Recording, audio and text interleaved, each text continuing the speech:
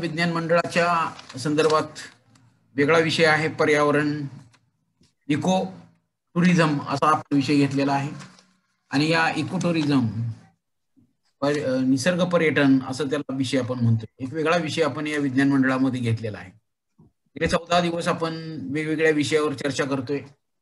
आज आपल्याला जे व्याख्याते मिळालेले आहेत सुनील काळे म्हणून, हे पर्यावरण व्यवस्थापनामध्ये त्यांचं MBAचं शिक्षण पूर्ण झालेलं आहे. निसर्ग पर्यटन असेल किंवा लोकांचा लाईव्हलीहूड असेल म्हणजे उपजीविका विकास असेल किंवा वनसंवर्धन असेल, त्याचबरोबर सेंद्रिय शेती यावर ते मार्गदर्शन करत असतात. गेली 8 ते 10 वर्ष आपल्या भागामध्ये ते काम करतायत, कोयना नगरच्या परिसरामध्ये.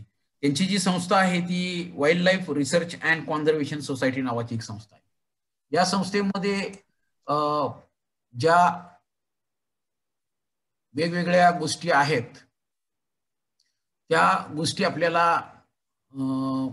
सांगता येतील. त्याचबरोबर कोयना, चांदोली आणि सह्याद्री गाईड्सना ट्रेनिंग देण्याचं काम सुनील सर करत असतात. पर्यावरण व्यवस्थापन हा त्यांचा आवडीचा विषय आहे. त्याचबरोबर वेगवेगळी शिबिरं आयोजित करत असतात सर.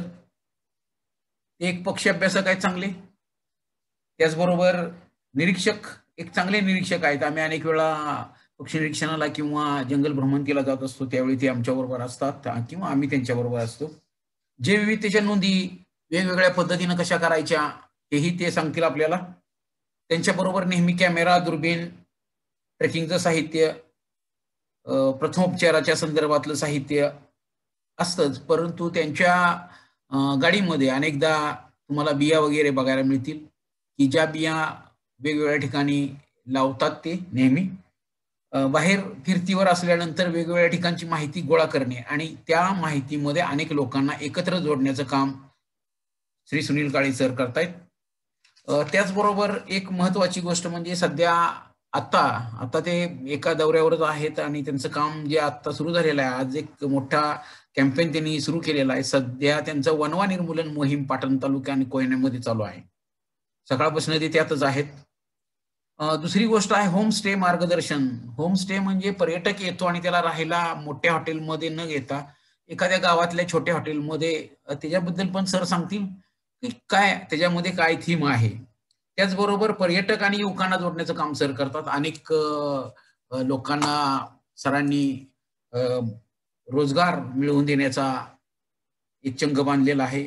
त्याचबरोबर बचत गट जोडायचे पर्यटनाची, कारण बचत गटामध्ये बॅग्स असतील, टी शर्ट असतील, बांबू क्राफ्ट असतील, विविध वस्तू तयार करणे असतील, या सगळ्या बाबी मोठ्या प्रमाणामध्ये होत असतात आणि यातनं रोजगार निर्मिती होईल असा त्यांचा एक कायमच होरा असतो. आणि wild life research conservation society जी पुण्यातली आहे, नावाजलेली सोसायटी, नावाजलेली संस्था आहे आणि त्या संस्थेमध्ये मोठ्या प्रमाणामध्ये एक विभागाचं काम ते करतायत. WRCS या नावानं ते ओळखलं जातं. अजून एक महत्वाचं म्हणजे ते पुस्तकाचं एक लेखन, होमस्टे नावाचं पुस्तक मे महिन्यामध्ये किंवा एप्रिलमध्येच येईल. ते वसुंधरा दिनाच्या आसपास ते पुस्तक येण्याची शक्यता आहे. एक शाश्वत उपजीविकेचे साधन कोणत्या पद्धतीनं करायचं हे त्या पुस्तकातनं इतरांच्यासाठी सांगतायत. तर अशा या वेगळ्या व्यक्तिमत्वाला ज्यानं पर्यावरण व्यवस्थापन याच्यामध्ये MBA केलेला आहे आणि पदव्युत्तर अभ्यासक्रम पूर्ण केलेला आहे. अनेक पदविका त्यांच्याकडे आहेत. हॉटेल मॅनेजमेंट असेल, पर्यटनाच्या संदर्भात असेल, या सगळ्यावर ते आपल्याला मार्गदर्शन करतील. मी सुनील काळे सरांना विनंती करतोय की त्यांनी आपल्या मार्गदर्शनाला सुरुवात करावी.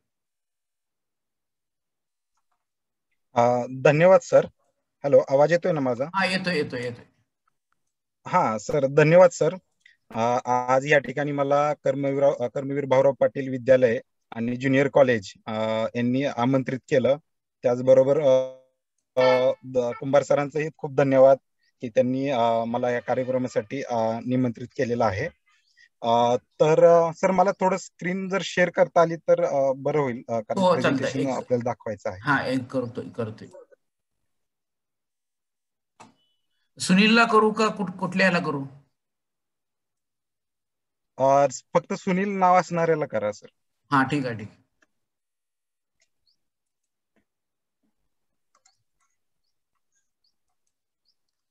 हा, करा.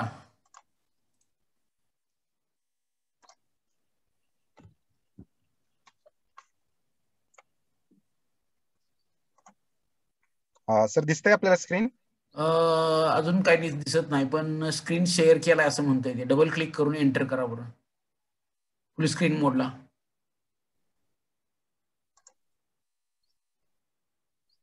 हा दिसतंय. Okay okay. दिसतंय? हा दिसतोय. हा, तर आज ह्या आपल्या कार्यक्रमाला जे सर्व उपस्थित आहेत, तर सरांनी थोडे खूपच जास्त ओळख करून दिली माझ्याबद्दल. तर थोडस प्रयत्न आहे की निसर्ग संवर्धन ह्या विषयात काम करतो आहे. तर त्याच अनुषंगाने सध्या कोयनानगर आणि परिसरामध्ये निसर्ग पर्यटन या विषयावरती WRCS या संस्थेबरोबर काम करत असताना काही अनुभव आलेले आहेत. तर त्या संदर्भात मी आज तुमच्याशी थोडस निसर्ग पर्यटन ह्या विषयावरची तुमच्याशी मी चर्चा करणार आहे. आपणास कोणास काही प्रश्न असतील तर आपण आपला जे प्रेझेंटेशन झाल्यानंतर आपण विचारू शकता. ठीक आहे सर, आम्ही पुढे घेऊया. हा घ्या घ्या घ्या. हॅलो. हा घ्या. ओके, ठीक. तर मी जी सुरुवात करतोय ती शुभाषिताने करतोय. केल्याने देशाटन पंडित मैत्री सभेत संचार शास्त्र ग्रंथ विलोकन मनुजा येतासे चातुर्य फार. तर ह्या शुभाषिताच्या मते की मनुष्याचे जर जडणघडण चांगली व्हायची असेल तर काही गोष्टी सांगितलेल्या आहेत त्यामध्ये. तर पहिली गोष्ट सांगितली आहे देशाटन, म्हणजे केल्याने देशाटन म्हणजे पर्यटन तुम्ही किंवा वेगवेगळ्या ठिकाणी फिरल्याने.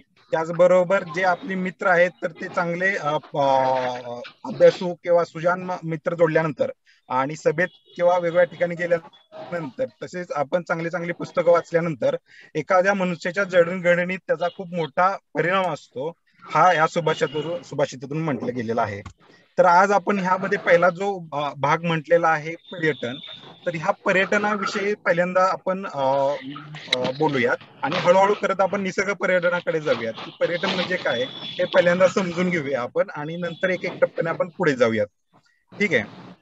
तर पर्यटन हा शब्द इंग्रजीतील टुरिझम या शब्दाने या शब्दाचा मराठीतील एक भाषांतरित रूपांतरित आहे. तर टुरिझम हा शब्द टूर म्हणजे प्रवास या शब्दापासून एक लॅटिन शब्द आहे टोर्नस या शब्दापासून आलेला आहे. पुढे टोर्नस हा शब्दाचं रूपांतर टॉर्न मध्ये झालं आणि टॉर्नचा अर्थ जर्नी अशा स्वरूपाचा म्हणजे प्रवास ह्या स्वरूपाने तो शब्द आलेला आहे आणि पुढे जाऊन हा समाज माध्यमातून टुरिझम ह्या शब्दाकडे वळला गेलेला आहे. प्रवास किंवा भ्रमंती जागेसंबंधी शोध घेणे, शिकणे, अभ्यास करणे तसेच व्यवसाय व आनंदासाठी होतो. ठीक आहे. तसेच पर्यटन हा शब्द 13व्या शतकात प्रचलित झाला. याचा अर्थ एका ठिकाणून दुसऱ्या ठिकाणी प्रवास करणे आणि मूळ ठिकाणून ठराविक काळात परत येणे असा होतो. म्हणजे पर्यटन म्हणजे काही काळासाठीच फक्त बाहेर जाणं, म्हणजे तुमचं ठिकाण सोडून दुसऱ्या ठिकाणी जाणं, त्याला आपण पर्यटन म्हणतो. दुसरी गोष्ट, आता पर्यटन झालं तर त्यानंतरचा दुसरा शब्द येतो की पर्यटक. तर पर्यटक म्हणजे काय, तर जागतिक जी वर्ल्ड टुरिझम ऑर्गनायझेशन आहे तर त्यांनी पर्यटक ह्या शब्दाची व्याख्या केलेली आहे. ती अशी आहे की जे लोक प्रवास करून आपल्या परिसराबाहेरील जग जाऊन सलग 1 वर्षापेक्षा कमी काळ मनोरंजन, काम व इतर कारणासाठी राहतात, त्यासाठी त्यांना आपण पर्यटक म्हणतो. जनरली काय होतं की बरेचशे वेळेस कामानिमित्त पण बरेचसे लोक देशात विदेशात किंवा दुसऱ्या राज्यात जाऊन राहतात, परंतु ते जर 1 वर्षापेक्षा जास्त काळ राहत असतील तर त्यांना आपण पर्यटक म्हणत नाही, त्याला मायग्रंट्स म्हणू शकतो आपण. कामासाठी किंवा कशा कारणासाठी ते विस्थापित झालेले आहेत किंवा त्या ठिकाणी गेलेले आहेत. पर्यटनाचा इतिहास आपण थोडासा बघूया. म्हणजे पर्यटनाचा कधीपासून सुरुवात झाली किंवा काय, तर त्याचा थोडासा जर आपण इतिहासात आपण गेलो तर असं लक्षात येईल की अतिप्राचीन काळापासून मनुष्य प्राणी सहज म्हणजे पर्यटन हा त्याची सहज प्रवृत्ती आहे. म्हणजे तो एका ठिकाणाहून दुसऱ्या ठिकाणी कोणत्या ना कोणत्या कारणासाठी तो स्थलांतरित होत राहिलेला आहे, फिरत राहिलेला आहे. काही संदर्भ आपण जर पाहिले तर प्राचीन काळातील प्रवासाच्या पद्धती व संकल्पना ह्या आजच्या काळातील प्रवास पद्धती संकल्पना आहेत त्यापेक्षा वेगळ्या आहेत. जसं की जे पूर्वी किंवा प्राचीन काळी प्रवासाचा उद्देश हा नवीन काहीतरी शोधण्याचा असायचा. नवीन काहीतरी शोधणे असेल, व्यापार करणे असेल, धार्मिक स्थळांना भेट देणं असेल, अशा स्वरूपाचा असायचा. परंतु काळ बदलत गेला, त्याची रूप बदलत गेलेली आहेत. तर आता त्याचा बदल होऊन जे आपल्या युरोपियननी किंवा जे रोमन होते युरोपातले, तर त्यांनी आपल्याला पर्यटन हे आनंद मिळवण्यासाठी, मनोरंजनासाठी प्रवासी संकल्पना त्यांनी रूढ केली प्रथमतः. त्यानंतर रोमन साम्राज्याच्या काळात येथील लोक इजिप्तमध्ये पिरॅमिड्स, ग्रीसमधील अथेन्स, स्पार्टा या शहरांना भव्य रचना पाहण्यासाठी जात होते. ह्याच्या आपल्याला नोंदी आढळतील इतिहासामध्ये. तर खरं तर सांगायचं म्हणजे की पर्यटनाची जी आतापर्यंत जडणघडण झालेली आहे आणि त्याची वेगवेगळी रूप तयार झालेली आहेत, तर त्यामध्ये युरोपियनचा खूप मोठा यामध्ये सहभाग आहे. तर त्यांनी ह्यामध्ये बरंच काम केलेलं आहे. इव्हन आपल्या भारतामध्ये पण अशा ऐतिहासिक संदर्भ आहेत युरोपातून किंवा इतर खंडातून आपल्या भारतामध्ये बरेचसे पर्यटक येऊन गेले. बरेचसे आपल्या चीनमधून भारतामध्ये पर्यटक येऊन त्यांनी प्रवास वर्णन वगैरे आपल्याला त्यांची वाचायला मिळतात. तर हे झालं, इतिहास झाला, थोडक्यात बोललो आपण. तर आता पर्यटन ह्याची परिस्थिती काय आहे बाबा? पर्यटनाची काय परिस्थिती आहे सध्या जगात? तर पर्यटन हा सध्या जगातला सर्वात वेगाने वाढणारा व्यवसाय आहे. जगातील काही देश तर बहुतांशी त्यांची अर्थव्यवस्था आहे त्यातील पर्यटनावर अवलंबून आहेत. उदाहरणार्थ घ्या, सिंगापूर असेल, त्यानंतर UAE, म्हणजे दुबई देश आहेत. तर त्यांची जी पूर्ण अर्थव्यवस्था आहे तर ती पूर्णपणे 100% हे पर्यटनाकडे झुकवायला लागलेले आहेत, की त्यांना माहित आहे की भविष्य हे पर्यटनावरतीच अवलंबून आहे आणि त्यामुळे त्यांची अर्थव्यवस्था तिकडे झुकू लागलेले आहेत. हे झालं काही प्रगत राष्ट्रांचं. जसं युरोपियन राष्ट्र आहे तर त्यांची जवळजवळ अर्थव्यवस्था, निम्म्यापेक्षा जास्त अर्थव्यवस्था ही पर्यटनावर अवलंबून आहे. कारण का, की त्यांनी त्यांचा इतिहास असेल किंवा निसर्ग असेल ही खूप चांगल्या पद्धतीने तिकडे जपल्यामुळे पर्यटनाचा त्यांचा एक अर्थव्यवस्थेला खूप मोठा सपोर्ट असतो. परंतु आपल्या भारतासारख्या सुद्धा विकसनशील देशांमध्ये पर्यटनाला गेल्या काही दशकभरात जवळजवळ एक छोट्याशा एक स्टडी मधून असं लक्षात आलं की 25 ते 30% वाढ जाणून आलेली आहे. त्यामुळे मिळणाऱ्या परकीय चलनात 40% वाढ झालेली आहे आपल्या मागच्या 10 वर्षामध्ये. म्हणजे आपण विचार करू शकतो की किती मोठी ही इंडस्ट्री सध्या नावारूपाला येते. तर त्यामध्ये एक छोटासा मी इकडे खाली डेटा दिलाय बरं का, की आपल्या भारतामध्ये किती प्रमाणात विदेशातून पर्यटक येतात.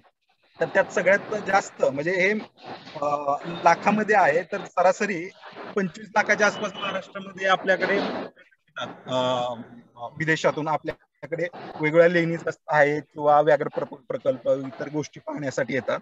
तर एकंदरीत तुम्हाला पाहताल की किती प्रमाणात तिकडे लोक आपल्या विदेशातून पर्यटनासाठी येत आहेत. सर माझे दिसते का इकडे? Hello sir. हा दिसतंय. हो दिसतंय. हॅलो.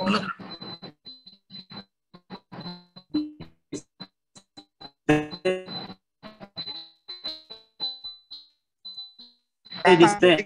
हो, म्हणजे आता हे झालं थोडस आपण हा महाराष्ट्रातील पर्यटन.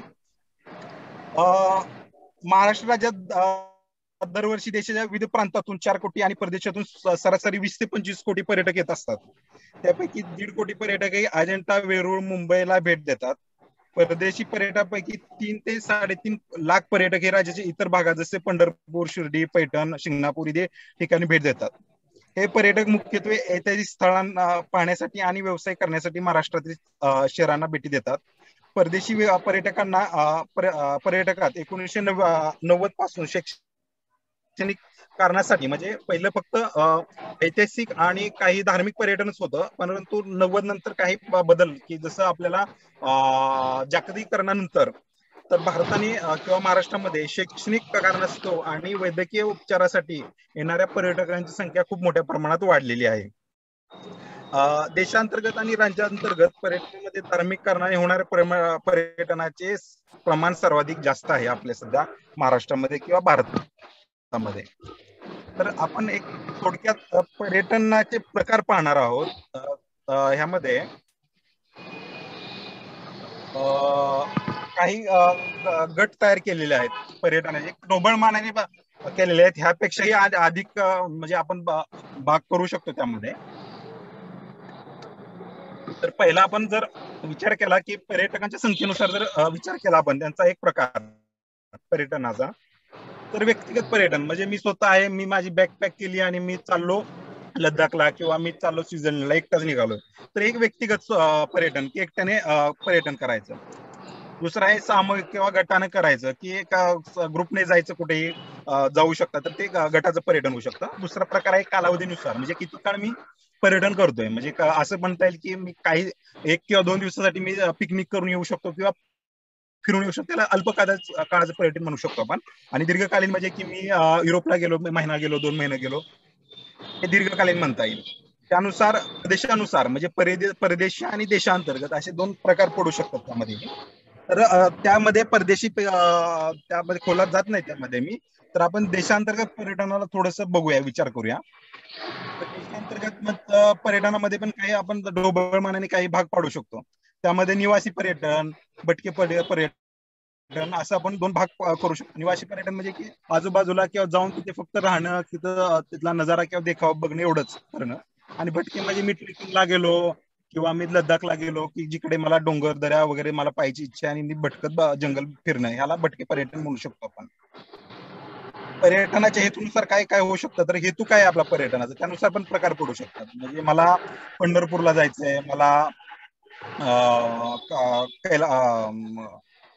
कुठल्या एका धार्मिक ठिकाणी जायचं आहे, तर त्याला आपण धार्मिक ठिकाणी म्हणू शकतो. ऐतिहासिक म्हणजे गड किल्ले असतील, ताजमहल असेल, अशा ठिकाणी ज्यावेळेस आपण जातो त्याला ऐतिहासिक पर्यटन म्हणू शकतो. भेटीगाठीचं पर्यटन म्हणजे काही आपल्याला प्रसिद्ध व्यक्ती असतील किंवा काय असतील त्यांना जाऊन भेटणं असेल, त्यांचे विचार समजून घ्यायचे असतील तर त्याला तसं म्हणता येईल. शैक्षणिक म्हणजे आपण वेगवेगळ्या युनिव्हर्सिटीज असतील किंवा वेगवेगळ्या शैक्षणिक संस्था असतील त्यांना भेटी देतो असतो.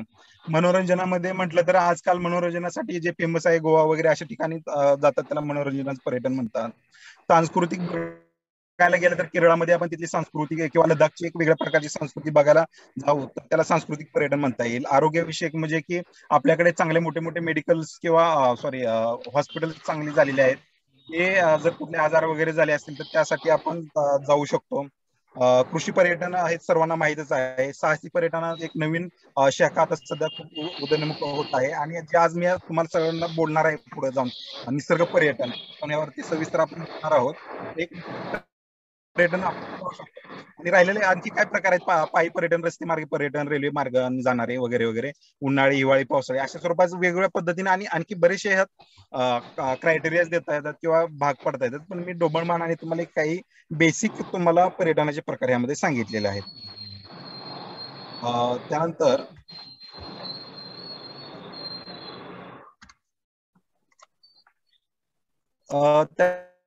त्यानंतर एक काही पर्यटनाचे प्रकार आहेत. म्हणजे सध्या एमटीडीसी आपल्याकडे वनराष्ट्र, उत्सव राष्ट्र म्हणून असे काही मुद्दे प्रचार प्रसार करत आहे की जेणेकरून त्या प्रकारचं पर्यटन वाढावा. आपल्याकडे असणारं निसर्ग पर्यटन हा एक चांगला आपल्या देशाचा एक चांगला पॉझिटिव्ह पॉईंट आहे की तिकडे वाढू शकतं. त्यानंतर साहसी पर्यटन आहे. त्यानंतर इकडे आपण जर ऐतिहासिक पर्यटन म्हणजे ताजमहल वगैरे, त्यानंतर कृषी पर्यटनाला आजकाल चांगला वाव आहे, तर त्या अशा पद्धतीने होऊ शकतं. तर आपण आता सध्या बेसिक थोडस जाणून घ्यायचा प्रयत्न केला. कुणाला ह्याबद्दल काय विचारायचं त्या प्रश्न वगैरे काय? शेवटी प्रश्न विचारतील ते, कंटिन्यू करा. हा ठीक आहे, चालेल. तर आपण आता मूळ मुद्द्यावरती येऊया की निसर्ग पर्यटन. तर बाबा निसर्ग पर्यटन म्हणजे काय, तर एक ढोबळमानाने आपण त्याची व्याख्या करूया. म्हणजे खूप बऱ्याचशा संस्थांनी, बऱ्याचशा ऑर्गनायझेशननी, बरेचशा वेगवेगळ्या देशांनी आपापल्या वेगवेगळ्या डेफिनेशन तयार केलेत निसर्ग पर्यटन, किंवा आपण त्याला इंग्लिशमध्ये इको टुरिझम म्हणू. मराठीत त्याचा एक शब्द आपण इको टुरिझमचा निसर्ग पर्यटन घेतलेला आहे. तर एक ढोबळमानाने आपण म्हणता येईल की निसर्गाची हानी न होता केले जाणारे पर्यटन म्हणजे निसर्ग पर्यटन, अशी आपण एक साधी आणि ढोबळमानाने व्याख्या करू की जे सर्वसामान्यालाही कळली पाहिजे. तर ह्या स्वरूपाची ही आपण व्याख्या करूया.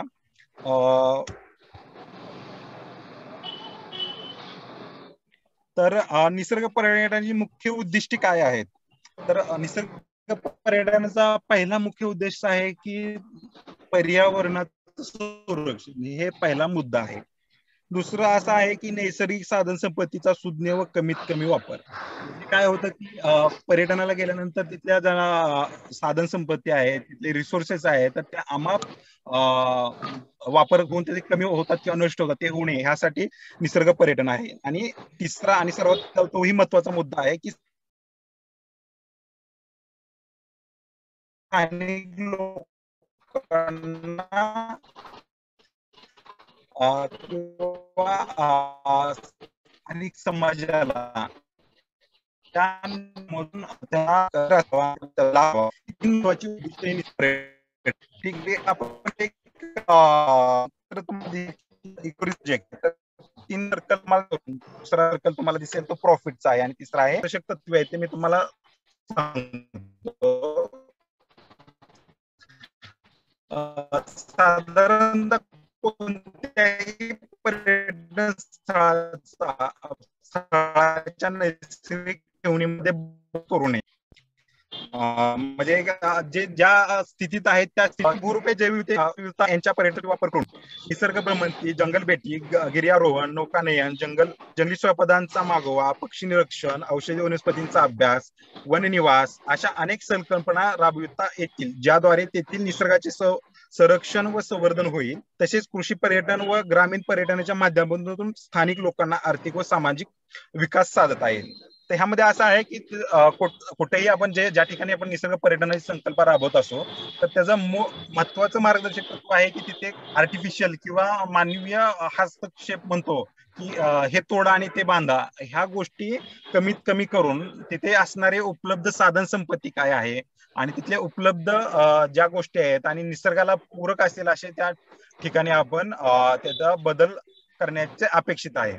त्यामध्ये आपण म्हणू शकू की तिकडे मोठ्या मोठ्या बिल्डिंग कन्स्ट्रक्शन न करता तिथे असणाऱ्याच साधन संपत्तीचा वापर छोट्या खाणी निवास व्यवस्था वगैरे करता येतील. त्याचबरोबर त्या ठिकाणी कुठल्या कुठल्या ऍक्टिव्हिटी करायचे त्यामध्ये मार्गदर्शक तत्वामध्ये सांगितलेले आहेत. तर त्यामध्ये जसं सांगितलं आहे की जेव्हा निसर्ग भ्रमंती किंवा तत्सम जे ऍक्टिव्हिटीज आहेत तर त्या केल्या पाहिजेत. तर तुम्हाला एक इथं काही चित्र आम्ही तिकडे दिलेले आहेत की बरेचशा वेळेस काय होतं की एवढं तिकडे निसर्ग पर्यटन करायच्या दृष्टिकोनातून बकास होऊन जातात. जसं आता उदाहरण घ्यायला गेलं तर महाबळेश्वर आपल्या ठिकाण जर पाहिलं तर इतकं मोठं बकास पर्यटन तिकडे निर्माण झालेलं आहे की तिकडे फक्त गर्दी करतात लोक येऊन करतात तिथे तिथल्या रिसोर्सेसचा मोठ्या प्रमाणात वापर होतोय आणि ते बकालतेकडे झुकायचा प्रयत्न चालू झालेला आहे त्या ठिकाणाचा. तर तसं न होता की आपल्याला निसर्ग जपता यावा, निसर्ग जपत आपणही त्याचा आनंद घेता यावा यासाठी निसर्ग पर्यटन.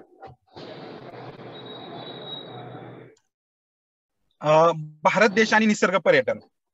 तर खरं तर आपल्या भारताला निसर्गाने खूप मोठी देणगी आहे की आपल्याकडे उंच सकल म्हणजे खूप दिलेला आहे, वेगवेगळ्या पद्धतीत दिलेला आहे. म्हणजे इकडे बर्फाळ प्रदेशापासून ते वाळवंटापर्यंत समुद्र किनाऱ्यापासून ते मोठे मोठे सह्याद्री सारखे डोंगर दऱ्या ह्या दिलेल्या आहेत निसर्गाने. त्यामध्ये डोंगर दऱ्या, समुद्र, जंगले, शांतरम्य समुद्र किनारे, वैशिष्ट्यपूर्ण जैवविविधता आपल्या देशाची आहे. त्याचबरोबर वेगवेगळ्या नद्या, धबधबे, वाळूचे पुळण, कड्या, कांदळवने, छोटी मोठी बेटे, गवतांची गालीचे पसरलेले पठारे, पाण्याचे तलाव, गुहा, पर्वत, त्याचबरोबर देवराया अशा स्वरूपाचं एक खूप मोठं वैभवशाली इतिहास आणि संस्कृती आपल्याला मिळालेली आहे. तर ह्यामध्ये निसर्ग पर्यटनाला खूप मोठा वाव आपल्या देशामध्ये आहे. तर ह्याचा निसर्ग पर्यटनाचा सध्या म्हणजे आपल्या भारत सरकारने ही निसर्ग पर्यटन वाढण्यासाठी मागील 10 वर्षापासून खूप प्रयत्न केलेले आहेत. त्याचबरोबर तिकडे वाढण्यासाठी वेगवेगळी मार्गदर्शक तत्व जारी करून हळूहळू वाढत प्रयत्न करत आहेत. तर आता जे आपलं एकूण पर्यटन आहे तर त्या पर्यटनापैकी सरासरी 20% हे सध्या निसर्ग पर्यटनाकडे वळवण्याचा प्रयत्न सध्या भारत सरकार करत आहे किंवा भारताकडे होत आहे भारतामध्ये. ठीक आहे, ते झालं. आता आपण निसर्ग पर्यटनाचे मार्गदर्शक बघितले तत्वे, त्याचबरोबर काय परिस्थिती आपण बघितलं किंवा त्याची व्याख्या बघितली निसर्ग पर्यटन वगैरे. आता ह्यामध्ये निसर्ग पर्यटनामध्ये जे काही एंटिटीज आहेत त्यामध्ये प्रामुख्याने 3 एंटिटी येऊ शकतात. एक म्हणजे पर्यटक, दुसरं आहे स्थानिक लोक आणि तिसरं म्हणजे पर्यटन व्यवसाय करणारी लोक. हे 3 मेन हे स्टेक होल्डर्स आहेत ह्यामध्ये.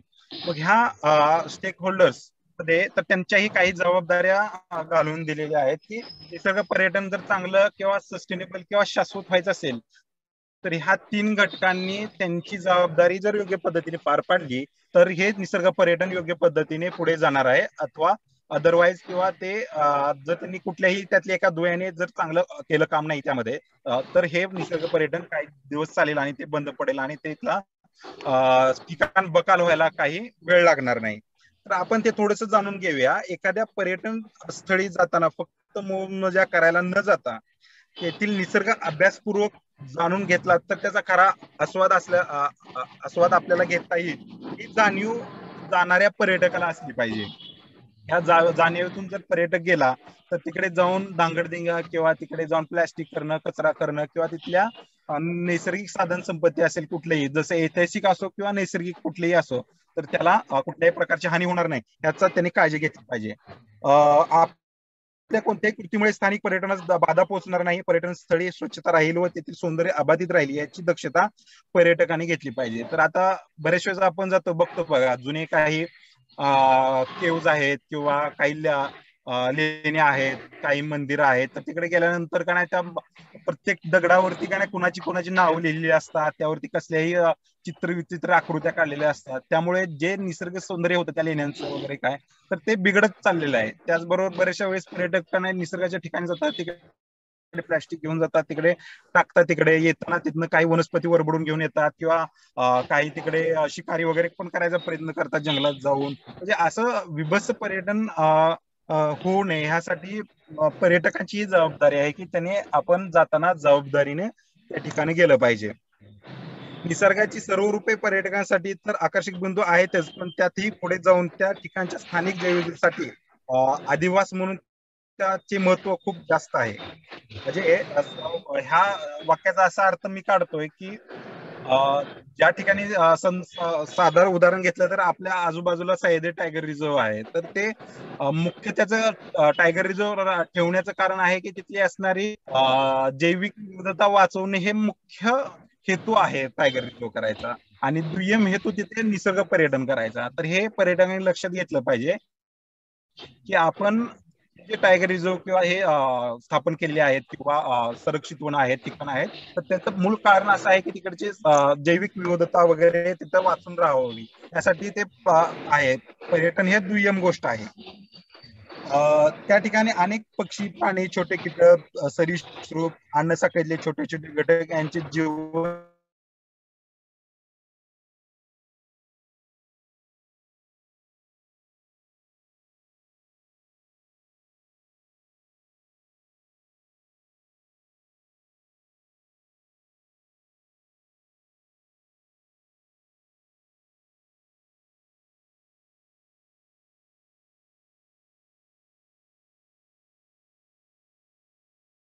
जबाबदारी व्यावसायिक आणि स्थानिक लोकांची आहे. त्यामध्ये काय असू शकतं, आता आपण बरेचशा वेळेस बघतो की खूप चांगलं जंगल असतात आणि तिथे काय मोठ्या प्रमाणात जंगल तोड केली जाते आणि तिकडे एखादं रिसॉर्ट चालू केलं जातं, किंवा काय मोठ्या प्रमाणात आपण बऱ्याचशा वेळेस पेंच किंवा ताडोबाला गेल्यानंतर बघता येईल की एखादा कुठं वाघ दिसला तर 100च्या कितीतरी मोठ्या प्रमाणात सगळ्या गाड्या एकाच ठिकाणी त्याला पुरावा करून त्या प्राण्याला हाय नाही करून सोडतात.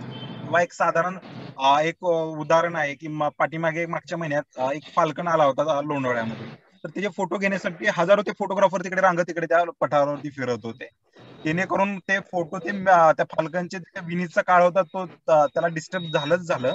त्याचबरोबर त्या पठारावर असणारे असंख्य असे फुलं असतील, कीटक असतील, यांना कितीतरी मोठ्या प्रमाणात तिथे त्रास झाला. तर ह्या गोष्टी लक्षात घेतल्या पाहिजेत आपण की पर्यटन जरी करत असो आपण, तर जे व्यावसायिक आहेत तर त्यांनी त्यांची जबाबदारी जाणली पाहिजे. निसर्गाची धारणा क्षमता ओळखून स्थानिकांचा शाश्वत विकासासाठी व पर्यटनाच्या आनंदासाठी निसर्ग पर्यटन राबवणे गरजेचे असून पर्यटक, व्यावसायिक व स्थानिक लोक या सर्वांची यात महत्वाची भूमिका आहे.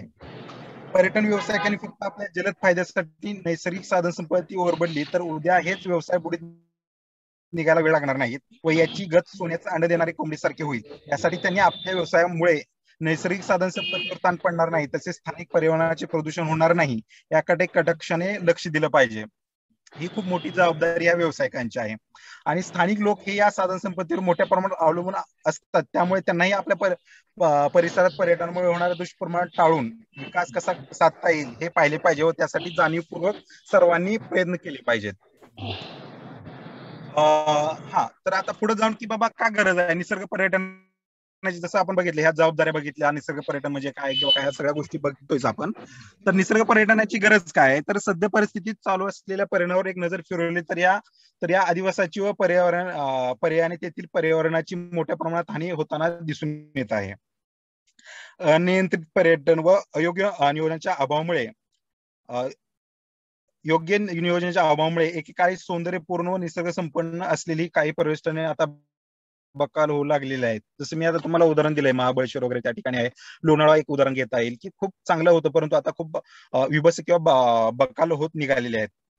परिणामतः या ठिकाणी अस्वच्छता, वृक्षतोड, वाढती गर्दी, पर्यटन स्थळाची नासधूस, नैसर्गिक साधन संपत्तीचा ऱ्हास अशा अनेक समस्या निर्माण झाल्या आहेत.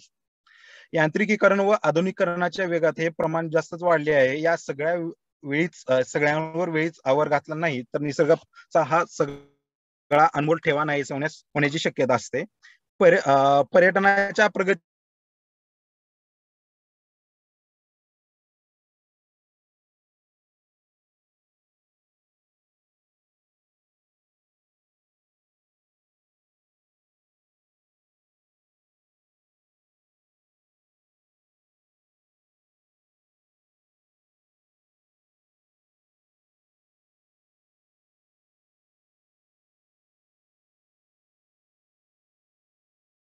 जीवनाशी निगडीत ज्या काही ऍक्टिव्हिटी किंवा गतिविधी आपल्याला करता येईल पर्यटकांसमवेत, तर त्याला कृषी पर्यटन असं साधारण एक ढोबळ मानाने म्हणता येईल. त्याचं एक साधारण उदाहरण देऊ शकतो.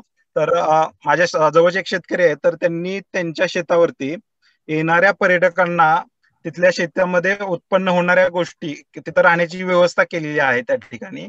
त्याचबरोबर शेतामधून जे काही ऍक्टिव्हिटीज करता येतील, जसं की पीक लावणीपासून ते काढणीपर्यंत ज्या मधल्या काही गोष्टी आहेत, तर तिकडे पर्यटक येऊन त्या ऍक्टिव्हिटी राबवत असतात.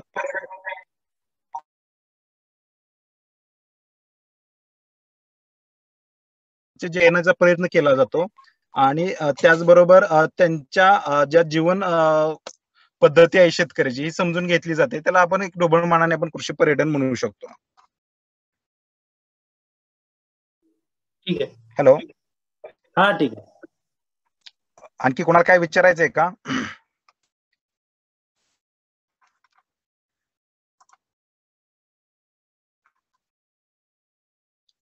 हा सर, स्क्रीन शेअर करावं लागेल थोडीशी. एक आपलं कोणीचं जे काम चालू आहे तर ते थोडं दाखवायचं. तर कोणाचे प्रश्न नसतील तर एक 2 मिनिट, एक 5 मिनिटात मी तुम्हाला दाखवतो काय काम चालू आहे ते. हॅलो, आवाज येत नाहीये सर, आपला आवाज म्यूट आहे. हा, स्क्रीन शेअर करायला तुम्हाला हे देतो.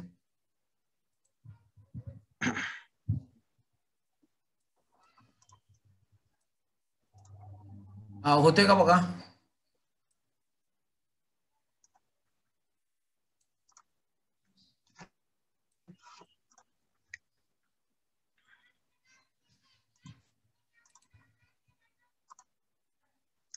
हा सर, होते का शेअर? दिसते स्क्रीन? हा, दिसते.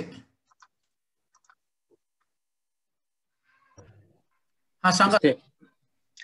हा हा, तर सध्या आपण सह्याद्री व्याघ्र प्रकल्प आणि wild life research and conservation society यांच्या माध्यमातून आपण कोयना परिसरामध्ये जे बफर झोन आहे कोयना परिसरातला किंवा सह्याद्री व्याघ्र प्रकल्पाचा, तर त्या ठिकाणी आपण development of eco tourism and livelihood development अशा स्वरूपाचा एक वर्षाचा आपण प्रोजेक्ट करतोय त्या ठिकाणी.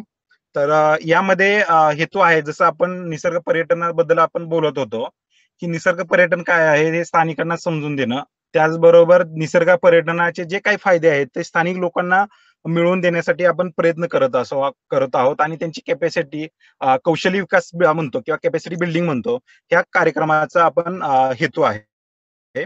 तर हा कार्यक्रम आपण फेब्रुवारी महिन्यात, फेब्रुवारी 2020 मध्ये आपण लॉन्च केला होता.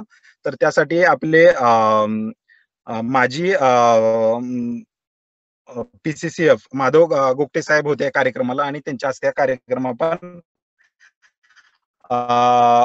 लॉन्च केला होता. तर ह्या होमस्टेज डेव्हलप करतोय तिकडे.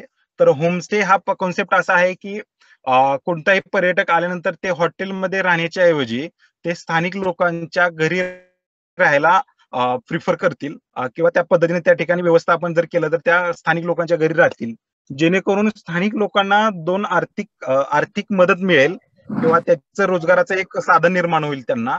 त्याचबरोबर जे पर्यटक आहेत तर त्याला त्या भागात राहणाऱ्या स्थानिक लोकांची संस्कृती समजून घेता येईल, स्थानिक जी पाककला आहे किंवा तिथलं जे ऑथेंटिक त्यांची पाककला आहे ती समजून घेता येईल.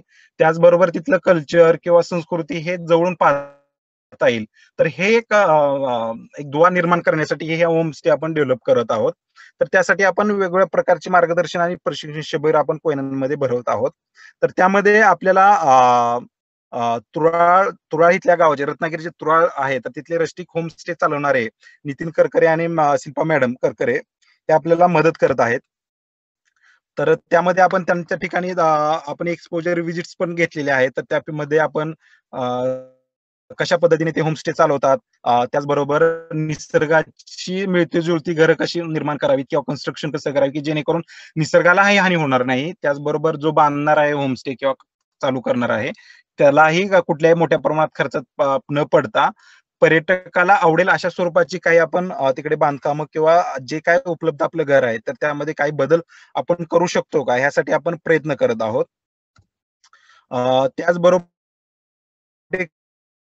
ही मदत घेतो आहोत की त्यांना एक चांगला सल्ला देण्यासाठी की कमीत कमी खर्चात ते आपण जे काही चेंजेस आहेत तर एक शास्त्रीय दृष्ट्या आपण कसे काय बदल करू शकतो त्यामध्ये. आता सध्या आपल्या जे प्रोग्राम आहे किंवा ज्या जो 1 वर्षाचा आमचा काम केलेला आहे त्यामध्ये आता आमच्याकडे 4 ते 5 चांगले होमस्टे डेव्हलप झालेले आहेत. हे सगळे घरं एक्झिस्टिंगच आहेत, परंतु ह्या घरमालकांनी तिकडे राहण्यासाठी पर्यटकांना संसाधन किंवा ठिकाण उपलब्ध करून दिलेलं आहे. जे पहिलं पाहता तर देवघर मधलं हे जगन्नाथ सपकाळांचं घर आहे, दुसरं आपलं शैलेश पवारांचं आहे तर ते आता इन प्रोसेस आहे, लय लवकरच आपण चालू करतोय. त्यानंतर हे रासडीमध्ये सपकाळांचं होमस्टे आहे. तर अशा स्वरूपाचे इकडे होमस्टे आता आमच्या प्रयत्नातून ते सुरुवात होत आहेत. मग आम्ही त्याचबरोबर काही लोकांना जनजागृतीचे कार्यक्रम तिथं करत आहोत. वेगवेगळे वाईल्ड लाईफ वीक्स वगैरे साजरे करत आहोत शेतकऱ्यांच्या शेतीवरती. जसं आता मला ऍग्रो टुरिझमचा कोणीतरी प्रश्न विचारला होता, तर हे जे देवघर मधलं जगन्नाथ सपकाळांचं शेत आहे तर ते आपण 2015-16 पासून तिथे टुरिझमची संकल्पना राबवत आहोत. तर तिकडे मोठ्या प्रमाणात वृक्ष लागवड करून तिथे पर्यटक आता चांगल्या पद्धतीने येत आहेत. तर त्या ठिकाणी आपण असे वेगवेगळे स्वरूपाचे तिकडे कार्यक्रम घेतो आहोत. हे झालं होमस्टे साठी. त्याचबरोबर आपल्याकडे भागामध्ये सह्याद्रीमध्ये बरेचसे चांगले पर्यटक येत असतात, परंतु काय पाहायचं किंवा कुठल्या ठिकाणाला गेलं पाहिजे, कुठले चांगले पक्षी दिसतात, कुठले प्राणी दिसतात, कुठल्या प्रकारच्या वनस्पती आहेत, हे सांगण्यासाठी आपल्या स्थानिक ठिकाणी मार्गदर्शकांची थोडी कमतरता होती किंवा त्यांना जे प्रशिक्षण देण्याचं आपण काम करतो आहोत, प्रयत्न करत आहोत. त्यामध्ये मग आपण पक्षी निरीक्षणाचा कार्यक्रम आपण घेतला होता. तर ह्यात स्थानिक जे मार्गदर्शक आहे तर त्यांचा खूप चांगला प्रतिसाद मिळतो आहे आणि खूप चांगले इकडे निसर्ग मार्गदर्शक पण आहेत की जे येणाऱ्या पर्यटकांना चांगल्या पद्धतीचं मार्गदर्शन करतात. ते निसर्ग मार्गदर्शक असण्याचा फायदा हाच आहे की त्या स्थानिक मुलाला एक चांगला रोजगार मिळू शकतो. कारण आपल्या ह्या भागात जर एक ट्रेंड पाहिला की 10वी-12वी झाली की मुंबई किंवा पुणे शहरात मायग्रेट करण्याचं एक मोठं प्रमाण आहे. तर ते थांबण्यास एक चांगली मदत होईल. त्याचबरोबर स्थानिक मुलाला एक रोजगाराचं साधन निर्माण होऊ शकतं. हे आहे आपले कुंभार सरांनीच एक प्रशिक्षण घेतलं होतं फुलपाखरांचं. तर हे पण आहे आपण घेतो. त्यानंतर आपण वनस्पतींची ओळख हे खूप महत्वाचं आहे. आपल्याकडे खूप मोठी वनस्पती संपदा आहे, परंतु बऱ्याचशा लोकांना किंवा नवीन पिढीला ह्याचं थोडा विसर पडत चाललेला आहे. तर त्याचं एक रिव्हिजन म्हणून आपण हे वनस्पतीचा अभ्यास किंवा त्यांचा आपण घेतो आहोत. त्याचबरोबर हरपेंड फाउना ह्याविषयी पण आपण मार्गदर्शन केलेलं आहे मुलांना. त्यानंतर मॅमल्स म्हणजे जे सस्तन प्राणी आहेत तर त्यांच्याबद्दल पण आपण मार्गदर्शन करतो आहोत. रिसेंटली बरेचसे वेळेस पर्यटक किंवा जो फर्स्ट एड किंवा जो इमर्जन्सी मध्ये काही ऍक्टिव्हिटी करता येईल का, आपल्याला काय अडचण असेल तर कोणत्या प्रकारची काळजी घ्यावी यासाठी पण आपण तिथल्या स्थानिक मुलांना मार्गदर्शन करतो आहोत. तर हे पर्यटनामधले दोन मुख्य बाबी आहेत निसर्ग पर्यटनामधला, की तिकडे स्थानिक राहण्याची व्यवस्था कशी असावी, जेवणाची व्यवस्था कशी असावी, त्याचबरोबर तिथे येणाऱ्या पर्यटकांना फिरवायला घेऊन जाणारे फक्त वाटाडेच नसले पाहिजेत, तर ते जे कोणी गाईड असतील तर ते पूर्णपणे नॉलेजेबल असले पाहिजेत आणि त्यांना त्या स्थानिक परिसंस्थेचा, तिथल्या आदिवासाचा चांगला ज्ञान असावं यासाठी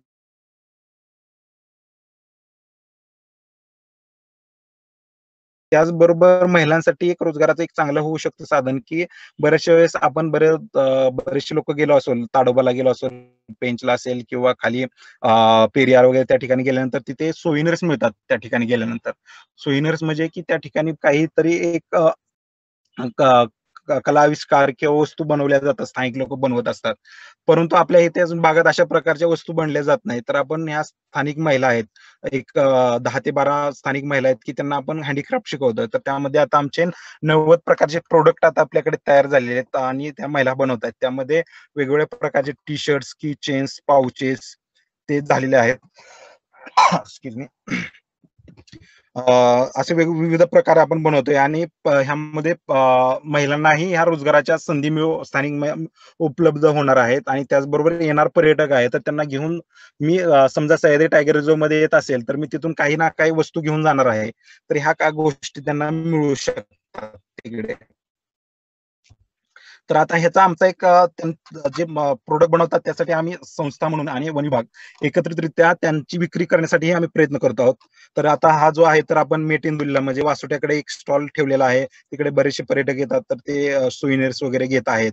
अशा प्रकारचे आपण हे जे काही टी शर्ट्स बनवलेले आहेत स्वतःहून पर्यटकांना घेतात आणि त्यांना खूप आनंद वाटतो अशा प्रकारचं काय टी शर्ट्स वगैरे किंवा किचन्स अशा गोष्टी जर काय विकत घेतल्या तर मिळतो. तर अशा स्वरूपाचा आपण प्रयत्न करतोय. तर आपण सध्या ह्याचं जे कोयनेत जे काय प्रोडक्ट बनतंय सह्याद्री टायगर रिझर्व्हचं तर त्याचं आपण अमेझॉन वरती पण लिस्टिंग केलेलं आहे. त्याचबरोबर आपल्या संस्थेने एक ऑनलाईन शॉप पण केलं आहे की तिथून पण लोक हे प्रोडक्ट घेऊ शकतात.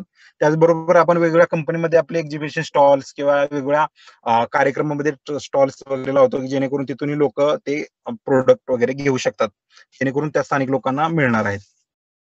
तर आता थोडंसं की आपले जे प्रोजेक्ट्स आहेत तर त्याला काही अधिकाऱ्यांनी चांगले भेटी दिलेल्या आहेत.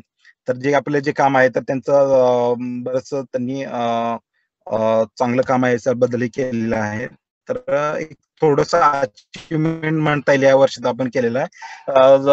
आमची महत्वाच्या लोकांपर्यंत पहिल्यांदा काही काळात पोहोचता आलं नव्हतं, परंतु आफ्टर थोडंसं कोविड कमी झाल्यानंतर आम्ही बरेच लोकांबरोबर काम करायचा प्रयत्न केला. त्यामध्ये आता सध्या आमच्याकडे 40 म्हणजे लोकांनी अप्लाय केलंय गाईड्स म्हणून आम्हाला घ्या म्हणून किंवा येतात. तर त्यातले एक 20 ते 22 चांगले गाईड तयार झालेले आहेत.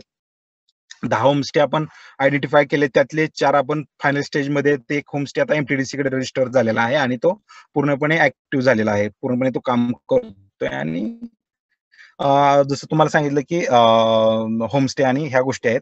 त्याचबरोबर आपण एक होमस्टे ऑपरेशन मॅन्युअल की एक पुस्तक आपण ह्या प्रकल्पांतर्गत तिकडे प्रसिद्ध करतो आहे की जेणेकरून त्या लोकांना एक एसओपी मिळेल. हे जे आम्ही काम करतोय त्या संदर्भात काही कात्रण आहेत त्यामध्ये. तर सध्या जी कामं असतात तर ते थोडस आहे. त्याचबरोबर काही जे आपण हँडीक्राफ्ट वगैरे बनवतो तर त्याचे जे स्थानिक महिलांनी जे एक्झिबिशन स्टॉल लावलेले आहेत त्याचे काही फोटो आहेत. हे वेगवेगळ्या ठिकाणचे फोटो आहेत काही. ठीक आहे, थँक्यू. माझ्याकडून प्रेझेंटेशन झालंय. कुणाला काही प्रश्न विचारायचे आहेत का?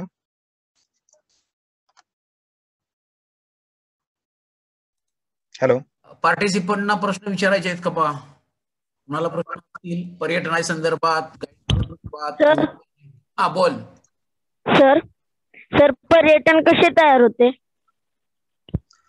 पर्यटन कसे तयार होते तर एक जसं मी तुम्हाला सांगितलं की माणसाला काहीतरी नवीन बघायची खूप इच्छा असते. म्हणजे मी एका ठिकाणी राहिलो तर मला नवीन काहीतरी बघायची इच्छा असते. त्या बघायच्या इच्छेतून हे पर्यटन तयार झालेलं असते. अलग अलग की मला काहीतरी नवीन गोष्ट बघायची, मला तो शिवाजी महाराजांनी किल्ला कसा बांधला असेल किंवा काय मला ती जाणून घ्यायची इच्छा असते किंवा मला वाघ कसा दिसतो ह्या जाणीवेतून पर्यटन निर्माण झालेलं असतं. की मला काहीतरी नवीन गोष्ट पाहिजे, मला काहीतरी नवीन गोष्ट शिकायची आहे किंवा मला तिथं जाऊन काहीतरी नवीन काहीतरी कळेल ह्या भावनेतून पर्यटनाला सुरुवात झालेली असते. हॅलो. हा बोला, अजून काय प्रश्न? हा, तो माझं उत्तर तुम्हाला पटलं असेल. हो हॅलो. हो होय. पर्यटन असं निसर्गाचं असेल किंवा कुठलं पण असेल, ज्या ज्या ठिकाणी माणसं येतात त्यांची सोय योग्य पद्धत झाली तर तिथं माउथ पब्लिसिटी ही एक महत्वाची गोष्ट आहे. माउथ बरोबर. म्हणजे प्रत्येक जण सांगणार की इथं बघायला जा, इथं भेटायला जा, इथं असं असं आहे, इथं स्टे आहे. जसं अनेक पर्यटन क्षेत्रामध्ये धार्मिक स्थळाला जसं महत्व येतं तसं निसर्ग पर्यटनाला पण आलं पाहिजे. इथं शेकरू बघायला मिळतोय, इथं बिबट्या बघायला मिळतोय किंवा इथं व्यवस्थितपणानं गाईड्स मार्गदर्शन करतात. हे ज्यावेळी येईल त्यावेळी पर्यटनाचा विकास झालेला आपल्याला दिसून येईल. नक्कीच सर, नक्कीच. आणखी कोणाला काय विचारायचं का प्रश्न? हॅलो. हा बोला. हा बोला. हा, काय सर? हा बोला. पर्यटनातून आपल्याला विशिष्ट ठिकाणी गेल्यानंतर एखादा तरी अनुभव असा वेगळा येतो. प्रत्येक ठिकाणचं पर्यटन आपल्या लक्षात राहतच, म्हणजे आपण काही पर्यटनातले अनुभव विसरत नाही. तरी पण तुमच्या आठवणीतला एखादा असा अनुभव सांगा ना की जो तुम्हाला नेहमी आठवणीत राहतोय, एखादं पर्यटन खूप वेगळं जाणवलेलं. नक्की नक्की नक्की नक्की. तर हे उदाहरण मी कायम म्हणजे बरेचशा वेळेस बोलून पण दाखवतो की आंबोलीला मी पहिल्यांदा गेलो होतो. म्हणजे जस्ट माझं ग्रॅज्युएशन संपलं होतं आणि मास्टर्स मी करत होतो आणि त्यावेळेस आम्ही तिथला आंबोलीचं जंगल पाहायला गेलो होतो आणि माझ्या जीवनात मी त्यावेळेस त्या काळात कधी जंगली प्राणी मोठा कधी पाहिला नव्हता. आणि आम्ही संध्याकाळची 5-6ची वेळ होती आणि जी जीप आहे तर त्याला एका साईडला उभा राहून आम्हाला कुठला कुठला प्राणी दिसतोय का बघणार होतो. आणि आम्ही अशा ठिकाणावर निघालो होतो की त्याला त्या रस्त्याला उतार होता आणि त्या उतारावरून एक 4 गवे खाली पळत येत होते वरून आमच्या जीपच्या दिशेने. तर तो मी पहिल्यांदाच पाहिलेला गवा आणि तो आमच्या जीपवरती चालून आलेले होते प्राणी. हे काय ते जो क्षण मी पाहिलेला होता तो मी कधी आयुष्यात विसरणार नाही, इतका तो भयावह क्षण होता माझ्यासाठी. आणि म्हणजे तो एक कायम आठवणीत राहिला असा क्षण होता माझा. Okay sir, thank you. आणखी कोणाला काय विचारायचंय? नमस्ते सर. हा नमस्ते. नमस्ते सर, यालाच धरून मला एक प्रश्न विचारायचा आहे. सुरक्षित करण्यासाठी जंगलामध्ये काय काळजी घेतल्या पाहिजे? आता तुमच्यावरती जो प्रसंग मला वर्षभर लक्षात राहिला, काय तो काय वन्य प्राण्यांच्या हल्ल्यामध्ये काही जणांना बरोबर. हा मी आवर्जून का सांगतो, आवर्जून सांगतो ह्यासाठीच की निसर्गात कधी जात असतो तर त्यावेळेस अशा प्रकारचे ज्या गोष्टी आहेत त्या वारंवार होण्याचे चान्सेस असतात. म्हणजे त्यावेळेस अनसायस त्या आमच्या सावधगिरीमुळे किंवा आमच्या बरोबर जी काही मार्गदर्शक लोक होती त्यामुळे आम्हाला जो होणारा जो अपघात होता तो टळला तिकडे. परंतु बऱ्याचशा वेळेस काय होतं की आपण जर योग्य मार्गदर्शकाबरोबर गेलो किंवा निसर्ग मार्गदर्शक असेल किंवा योग्य लोक आपण आपल्या बरोबर घेऊन गेलो जंगलात फिरायला, तर ते आपल्याला चांगल्या पद्धतीने इन्स्ट्रक्शन देत असतात की तुम्ही जंगलात वागत असताना कसं वागलं पाहिजे, हुल्लडबाजी केली नाही पाहिजे किंवा प्राण्यांच्या जवळ गेलं नाही पाहिजे किंवा त्यांना कुठला त्रास होईल अशा गोष्टी केल्या नाही पाहिजेत किंवा एखादा लहान पिल्लाची आई असेल तिकडे, पिल्ला असतील तिला, तर तिच्यापाशी जवळ जास्त जाऊ नये कारण ती खूप आक्रमक असते. तर ह्या छोट्या छोट्या गोष्टी तो आपल्याला मार्गदर्शक सांगत असतो किंवा एखाद्याच्या अवघड ठिकाणावरून आपण जाणार असतो तर ती मार्गदर्शक आपल्याला मार्गदर्शन करत असतो की कशा पद्धतीने तुम्ही जाणार आहात किंवा काय आहात. तर ह्यामध्ये सगळ्यात मोलाचा जो आहे तो मार्गदर्शक आहे आणि जो मार्गदर्शकाने स्वतःला ह्या गोष्टीचं ज्ञान अवगत करून जे आपल्या बरोबर कोणीही पर्यटक आपण घेऊन जाणार असू असं त्या मार्गदर्शकाने जे आपल्या बरोबर पर्यटक आहेत तर त्यांना मार्गदर्शन करून ते घेऊन गेलं पाहिजे की हे जंगली प्राणी आहेत तर हे त्यांचा जो मूळ नर नाहीयेत. अचानक एका दिवस तुमच्यावर हल्ला वगैरे करू शकतात तर त्यांच्यापासून सेफ डिस्टन्स किंवा प्रिकॉशन्स घेऊनच तुम्ही तिकडे प्रवास केला पाहिजे असं मला वाटतं. ओके, धन्यवाद सर. धन्यवाद. कुंभार सरांना एक गोष्ट विचारायची होती मला. हा बोला की. नमस्ते सर. हा बोला. सुशांत बोला. आजच मी पेपरला बातमी वाचली, वाल्मिक पठारावरती खासदार फंडातून 1 कोटी रुपये निधी वन विभागाकडून मिळणार आहे निसर्ग केंद्र बनवण्यासाठी, माहिती केंद्र, हा, त्याचा पर्यटन वाढीसाठी उपयोग होईल का? होणार. निसर्ग निर्वचन केंद्र जसं आपण रेहेकुरीला गेलो किंवा इतर ठिकाणी गेलो, भीमाशंकरला गेलो, तसं वाल्मिकी पठाराच्या संदर्भात जर बघितलं आपण तर त्या परिसरातलं माहिती म्हणजे काही काही निराश होऊन जातात. म्हणजे आमच्या बरोबर ज्यावेळी वेगवेगळे पर्यटक येतात, काहीच बघायला काय काय मिळत नाही. पक्षी सुद्धा बघायला मिळत नाही, साप बघायला मिळत नाही, 2-4 फुलपाखरं बघायला मिळतात, इकडे तिकडे काहीतरी बघायला मिळतात. ते म्हणते इथे जंगलामध्ये काहीच नाही. मग त्याच्यासाठी त्याची माहिती देणारं एक केंद्र किंवा तिथं स्लाइड शो दाखवणारं एक केंद्र असेल किंवा त्या परिसरामध्ये असलेल्या वनस्पती त्या भागामध्ये आणखी संकलित करता येतील आणि तिथं ठेवता येतील की जेणेकरून बाहेर फिरायला आलेल्या पर्यटकांना त्या निसर्ग निर्वचन केंद्रामधनं त्या परिसरातला निसर्ग जैवविविधता समजू शकेल. मग ती फोटोद्वारे असेल किंवा सकाळी उठल्यानंतर कोणत्या पद्धतीनं तिकडच्या बाजूला दिसतं याच्या संदर्भातली फोटोग्राफी मिळाली तर तिथं लोकांचा ओढा वाढत असतो. कारण सीमाडोला आम्ही गेलो होतो मेळघाटमध्ये, सीमाडो नावाचं ठिकाण आहे, तर तिथं आत तिथनं जवळजवळ 5,000 चौरस किलोमीटर एवढं ते मोठं साधारण जंगल आहे. तर त्या जंगलामध्ये एवढे काही लोक आत पर्यटनामध्ये जात नाहीत, पण सीमाडोहच्या परिसरामध्ये फिरत असताना तुम्हाला काय बघायला मिळेल किंवा आतमध्ये काय बघायला मिळेल, कोर एरियामध्ये काय काय आहे. कोर एरियामध्ये सगळ्यात पर्यटकांना जाता येत नाही. मग तिथली काही फोटोग्राफी किंवा कॅमेरा ट्रॅपिंग असेल हे सगळं आपल्याला कुठं दाखवता येईल, निसर्ग निर्वचन केंद्रामध्ये दाखवता येईल. तर तसं निसर्ग निर्वचन केंद्र जर वन खात्यानं सुरू केलं तर अत्यंत चांगलं पर्यटकांच्यासाठी ती सोय होऊ शकेल. कारण आपल्या परिसरात असं निसर्ग निर्वचन केंद्र कुठं नाहीये, चांगलं होऊ शकणार आहे. खरंच काळे साहेबांना एक रिक्वेस्ट आहे की कोयना हॉटस्पॉट आहे पर्यटनाच्या दृष्टिकोनातून, तर तिथंही असं काहीतरी होण्यासाठी काय वन विभाग आणि आपल्या संस्थेमार्फत जेणेकरून पर्यटन वाढीसाठी काय करता येईल काय, किंवा आता आपला विषय आहे निसर्ग पर्यटन, त्या संदर्भात काय? नाही, सुशांत तुझं बरोबर आहे म्हणणं, आणि त्यासाठी आम्ही पण प्रयत्न करतोय की वन विभागाने पुढाकार घेऊन केलं पाहिजे. कारण ह्या पर्यटनामध्ये इन्फॉर्मेशन सेंटर हे खूप मोलाचा दगड किंवा म्हणतो ना की मैलाचा दगड ठरू शकतो पर्यटन वाढीमध्ये. आणि त्यात कसं आपण जी माहिती आहे, आपण माहिती संकलित करून वेगवेगळे लेख लिहिले किंवा इंटरनेटवर युट्यूबवर टाकलं तर एक दबाव तयार होतो की इथं निसर्ग बघण्यासारखा आहे, इथं पर्यटन करण्यासारखं आहे, ही लोकांचा ओढा होतो. आणि त्याच्यामुळे ज्यावेळी अनेक जण तिकडे यायला सुरुवात करतात त्यावेळी इतरांना तिथं काहीतरी असावं असं वाटायला लागेल, राजकारत्यांना वाटायला लागेल, वन खात्याला वाटायला लागेल, समाजातल्या लोकांना वाटायला लागेल. त्याच्यामुळं पर्यटन वाढणार आहे. पर्यटन वाढायला लागायचं असेल तर तुम्ही लिहित व्हा, तुमचे फोटो वेगवेगळ्या ठिकाणी तुम्ही शेअर करता युट्यूबवर किंवा इतर ठिकाणी व्हॉट्सअपवर, तर त्याची माहिती आणि सायंटिफिक माहिती आपण सगळ्यांनी प्रसारित करूया. त्याच्यामुळे त्याचा फायदा होऊ शकतो निश्चित.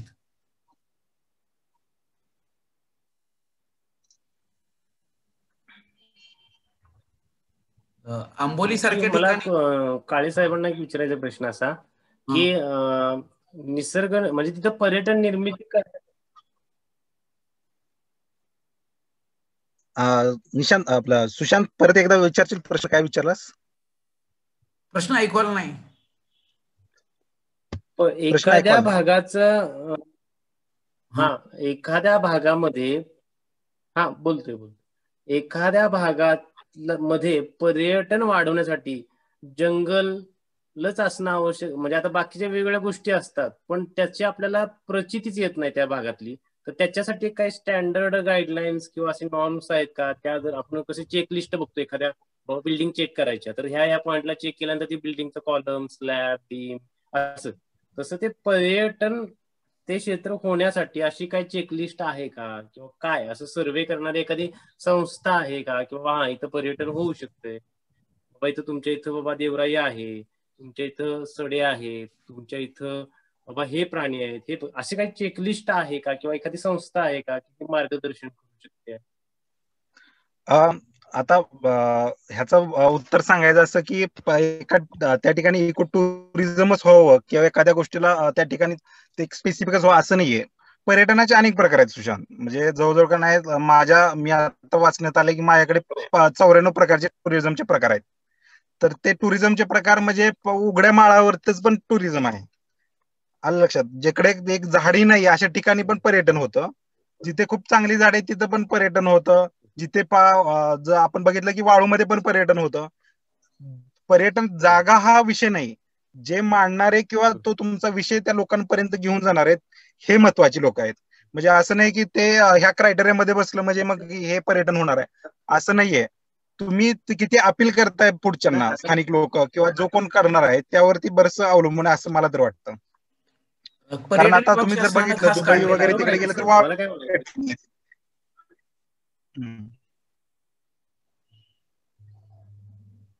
नाही, मला असं म्हणायचं अशी एखादी संस्था आहे का? कारण कसं आता फॉरेस्ट विभागानं सह्याद्री टायगर रिझर्व्हायर हे घोषित केलं, त्याच्यामध्ये तर पर्यटन हा एक विषय होऊ शकतो.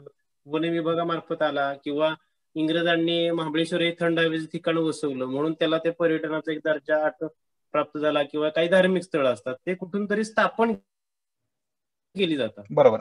पण अशी काही ठिकाणं असतात की ती त्याच्यामध्ये असणारं कॅलिबर हे कोणीतरी लक्षात आणून दिलं पाहिजे, कोणत्या तरी संस्थेनं किंवा तिथं तज्ञ त्या गावामधली किंवा त्या परिसरातली लोक एवढी तज्ञ नसतात. तर कुंभार सर योगायोगानं आहेत डेबेवाडी मधले, त्यामुळे त्या परिसरामध्ये त्यांनी ते पोटेन्शियल आणि फार मोठा उपक्रम राबवतात सगळ्यात. तर आपल्या साधं एक तुला एक साधं उदाहरण देता येईल की आपल्या भारत सरकारची ministry of tourism and development, ह्या मिनिस्ट्री अंतर्गत की आपल्या भारतामध्ये कुठे कुठे पोटेन्शियल आहेत पर्यटनाचं, तर हे ओळखून काढण्यासाठी प्रयत्न केले जातात आणि त्या माध्यमातून त्या ठिकाणाला प्रोत्साहित करण्यासाठी किंवा प्रमोट करण्यासाठी मदत केली जाते. मग ते कुठल्या क्रायटेरियामध्ये केले जावेत, काय केले जावेत, तर ह्यामध्ये प्रत्येक स्पॉट किंवा प्रत्येक ठिकाणानुसार त्याचे माहिती तुला उपलब्ध तिथे होते आणि तिथून मी पण बऱ्याचशा गोष्टीची माहिती मला तिथून मिळते. तर तू त्याचा रेफरन्स घेऊ शकतो की कोणत्या धर्तीवरती किंवा काय करू शकतो. त्याचबरोबर आपल्या एमटीडीसी कडेही बऱ्यापैकी पर्यटन वाढण्यासाठी किंवा ते स्थळ ऍडप्ट करण्यासाठी प्रयत्न चालू आहेत आणि त्यांच्या गाईडलाईन्स आहेत. त्याचबरोबर रिसेंटली 2016चा महाराष्ट्र शासनाचा एक टुरिझम प्लॅन बनवलाय, म्हणजे टुरिझम कुठं वाढवायचं ह्याचा एक प्लॅन बनवलाय महाराष्ट्र शासनाने पुढच्या 10 वर्षासाठी.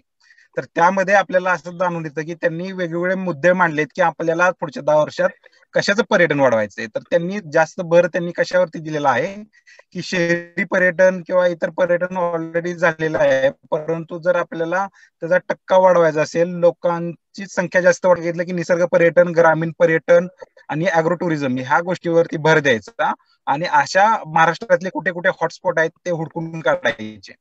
मग त्यासाठी त्यांनी त्यामध्ये गाईडलाईन्स पण दिलेले आहेत की कशा पद्धतीने आपण हे पुढे नेऊ शकतो किंवा कदाचित जाऊ शकतो. असेल तर देऊ शकतो तुला.